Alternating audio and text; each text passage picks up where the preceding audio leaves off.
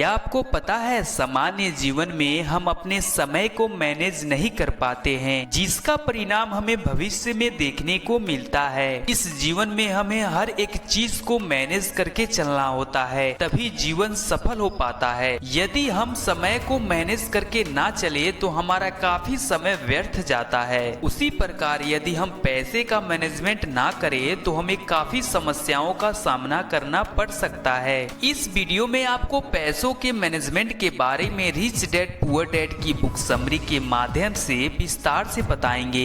Rich dad poor dad book Robert T Kiyosaki द्वारा लिखी गई है, जिसमें पैसों का मैनेजमेंट करना बहुत अच्छी तरह से बताया गया है। दुनिया में हर व्यक्ति अमीर बनना चाहता है। वह चाहते हैं कि उनके पास अच्छी गाड़ी हो, उनका बिजनेस अच्छा चलता रहे, अच्छा कमाएं और अच्छा खाएं। परंतु कुछ % लोग ही अमीर बन पाते हैं, लेकिन कुछ लोग अमीर नहीं बन पाते। शायद उनके सपने अधूरे रह जाते हैं। कुछ लोग अमीर इसलिए नहीं बन पाते हैं क्योंकि उनको पैसों का मैनेजमेंट करना नहीं आता। उन्हें नहीं पता होता है कि पैसे का मैनेजमेंट कैसे किया जाता है। इसी कारणों से बहुत से लोग अमीर नहीं बन पाते हैं। जो अमीर लोग होते हैं वे पैसों का मैनेज करना अच्छी तरह से जानते हैं और वह उस पैसों को अच्छी जगह इन्वेस्ट करते हैं जहां से उनका लाभ हो सके। इसीलिए अमीर और भी अमीर बनते जाते हैं। बचपन में हमारे माता पिता द्वारा हमें बताया जाता है कि यदि हम अच्छे से पढ़ लेंगे और अच्छे नंबर प्राप्त करेंगे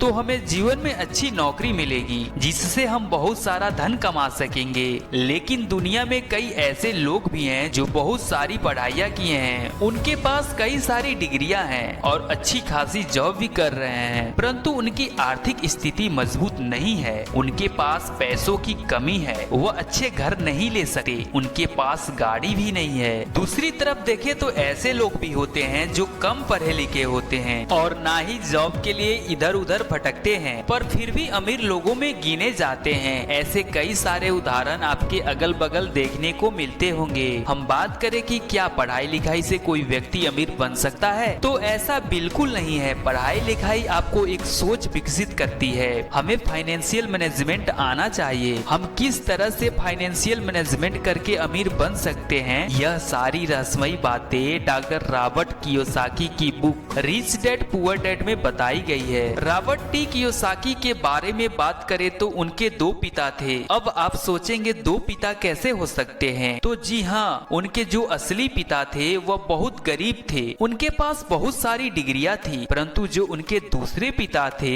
वह अपने बेस्ट फ्रेंड के पिता को ही अपना पिता मानते थे, जो बहुत अमीर थे और अपने क्षेत्र में काफी सफल थे। उनके दोनों पिता ने साथ में ही पढ़ाई की थी। उन्होंने कड़ी मेहनत परिश्रम भी किया, परंतु अमीर पिता ने पढ़ाई बीच में ही छोड़ दी थी। बल्कि जो गरीब पिता थे उन्होंने पढ़ाई जारी रखी, लेकिन अपने अपने क्षेत्र में दोनों ने काफी मेहनत करके सफलता प्राप्त की। लेकिन दोनों पिता के बीच पैसा कमाने की राय बिल्कुल अलग थी। रॉबर्ट टी कियोसाकी के पहले पिता रॉबर्ट को समझाते थे कि कोई भी व्यक्ति कोई भी वस्तु या कोई भी ऐसी चीज नहीं खरीद सकता जब तक उसके अंदर काबिलियत नहीं है। परंतु दूसरे पिता रॉबर्ट को कहते थे, यदि तुम कोई वस्तु नहीं खरीद सकते तो उसका कारण ढूंढो कि कैसे तुम उस वस्तु को नहीं खरीद सकते। यदि तुम्हें वह वस्तु प्राप्त करनी है तो उसे कैसे खरीद सकते हो, इन प्रश्नों को आप ढूंढो। गरीब पिता की सोच नकारात्मक थी। वह रॉबर्ट के द्वारा कही गई बात को यहीं वहीं पर खत्म कर देते थे, परंतु अमीर पिता द्वारा कही गई बात प्रश्नवाचक थी। हाँ, यदि बात प्रश्नवाचक होती है तो हम अक्सर सोचने पर मजबूर हो जाते हैं। हमें उसके कारण को ढूंढना होता है कि हम कैसे किसी वस्तु को खरीद सकते हैं, उसे प्राप्त कर सकते हैं। यदि कोई व्यक्ति ऐसा सोचता है कि वह किसी सामान को नहीं खरीद सकता तो उसका दिमाग काम करना बंद कर देता है, अर्थात उसके दिमाग में नकारात्मक विचार आते हैं और वह सोचना बंद कर देता है। यदि वही हम दूसरी ओर देखें कि हम उस सामान को कैसे खरीद सकते हैं तो हमारे मन में एक प्रश्नवाचक चिन्ह आ जाता है और हम यह सोचने लगते हैं कि आखिर हम इस सामान को कैसे खरीद सकते हैं। अर्थात इससे यह पता चलता है कि हमें अपने दिमाग को नकारात्मक विचार बिल्कुल नहीं देनी चाहिए। हमें सदैव सकारात्मक विचार ही देने चाहिए, जिससे कि हमारा दिमाग हमेशा एक्टिव रहेगा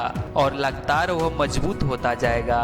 रावण के गरीब पिता रावण से कहते थे कि जीवन में जोखिम नहीं लेना चाहिए, अच्छे से पढ़ाई करना चाहिए और यदि तुम्हारे जीवन में अमीर बनना लिखा होगा तो तुम अमीर बनोगे, अन्यथा नहीं। वहीं दूसरी तरफ रावण के दूसरे पिता कहते थे यदि तुम्हें जीवन में कुछ करना है तो जोखिम अर्थात रिस्क तो लेना पड़ेगा। तुम अपनी पढ़ाई पूरी करो, परंतु तुम्हें पढ़ाई के साथ साथ फाइनेंशियल मैनेजमेंट भी आना चाहिए, पैसों का मैनेज करना आना चाहिए।